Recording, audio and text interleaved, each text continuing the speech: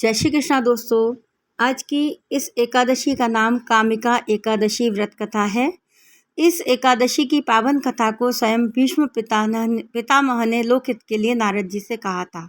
एक समय नारद जी ने कहा, हे पितामह, आज मेरी श्रावण के कृष्ण पक्ष की एकादशी कथा सुनने की इच्छा है, अतः आप इस एकादशी की व्रत कथा विधान सहित सुनाइए। नारद जी की इच्छा को सुन पितामह भीष्म ने कहा, हे नारद जी, आपने बहुत सुंदर प्रस्ताव दिया है। अब आप बहुत ध्यानपूर्वक इसे श्रवण कीजिए। श्रावण माह के कृष्ण पक्ष की एकादशी का नाम कामिका एकादशी है। इस एकादशी की कथा सुनने मात्र से ही वाजपेयी यज्ञ के फल की प्राप्ति होती है। कामिका एकादशी के उपवास में शंख चक्र गदाधारी भगवान विष्णु के पूजन होते हैं और जो मनुष्य इस एकादशी को धूप दीप नैवेद्य आदि से भगवान विष्णु की पूजा करते हैं, उन्हें गंगा स्नान के फल से भी उत्तम फल प्राप्त होता है। सूर्य ग्रहण और चंद्र ग्रहण में केदार और कुरुक्षेत्र में स्नान करने से जिस पुण्य की प्राप्ति होती है, वह पुण्य कामिका एकादशी के दिन भगवान विष्णु की भक्ति पूर्वक पूजा करने से प्राप्त हो जाता है। भगवान विष्णु की श्रावण माह में भक्ति पूर्वक पूजा करने का फल समुद्र और वन सहित पृथ्वी दान करने के फल से भी ज़्यादा होता है।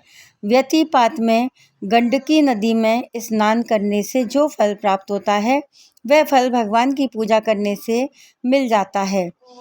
संसार में भगवान की पूजा का फल सबसे ज़्यादा है, अतः भक्ति पूर्वक भगवान की पूजा ना बन सके तो श्रावण माह के कृष्ण पक्ष की कामिका एकादशी का उपवास करना चाहिए।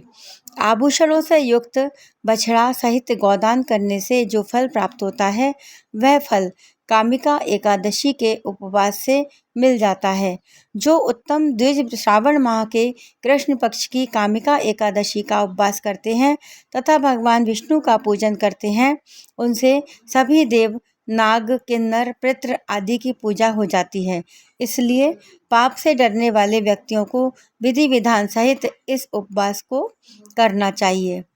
संसार सागर और पापों में फंसे हुए मनुष्यों को इनसे मुक्ति के लिए कामिका एकादशी का व्रत करना चाहिए।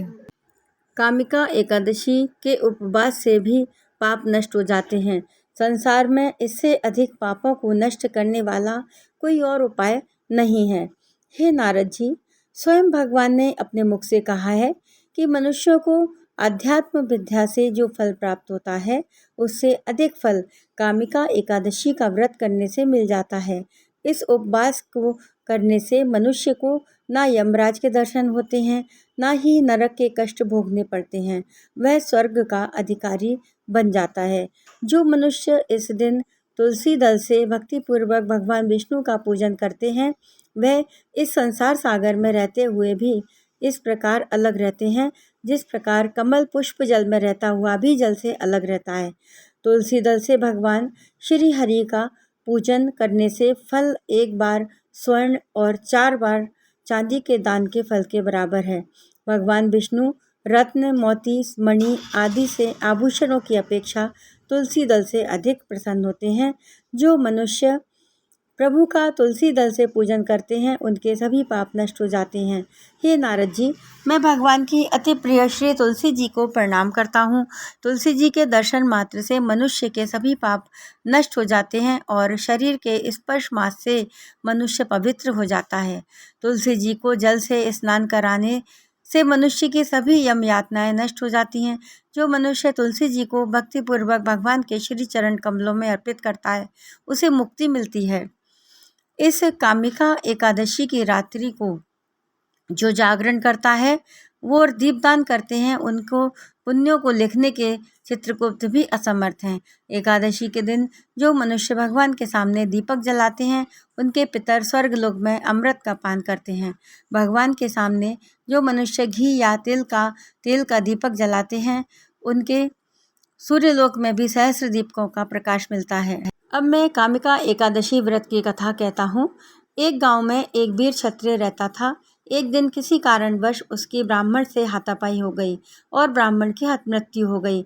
अपने हाथों से मरे गए ब्राह्मण की क्रिया उस क्षत्रिय ने करनी चाहिए, परंतु पंडितों ने उसे क्रिया को शामिल होने से मना कर दिया। ब्राह्मणों ने बताया कि तुम पर ब्रह्म हत्या का दोष है, पहले प्रायश्चित कर, इस पाप से मुक्त होकर हो तब हम तुम्हारे घर भोजन करेंगे। इस पर क्षत्रिय ने पूछा, इस पाप से मुक्त होने का क्या उपाय है? तब ब्राह्मणों ने बताया कि श्रावण माह के कृष्ण पक्ष की एकादशी को भक्ति भाव से भगवान श्रीधर का व्रत और पूजन कर ब्राह्मणों को भोजन कराकर सदक्षिणा के साथ आशीर्वाद प्राप्त करने से इस पाप से मुक्ति मिलेगी।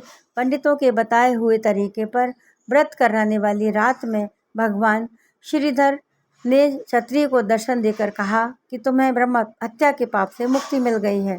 इस व्रत को करने से ब्रह्म हत्या आदि के सभी पाप नष्ट हो जाते हैं और यह लोक में सुख भोग कर प्राणी अंत में विष्णु लोक को जाते हैं। इस कामिका एकादशी के महत्व के श्रवण व पठन से मनुष्य स्वर्ग लोक को प्राप्त करते हैं। जय श्री कृष्णा। जय एकादशी मैया की जय। जो भी इस कथा को पढ़ता सुनता है उसके सभी पाप नष्ट होकर वह स्वर्ग की प्राप्ति पाता है। बोलिए एकादशी मैया की जय।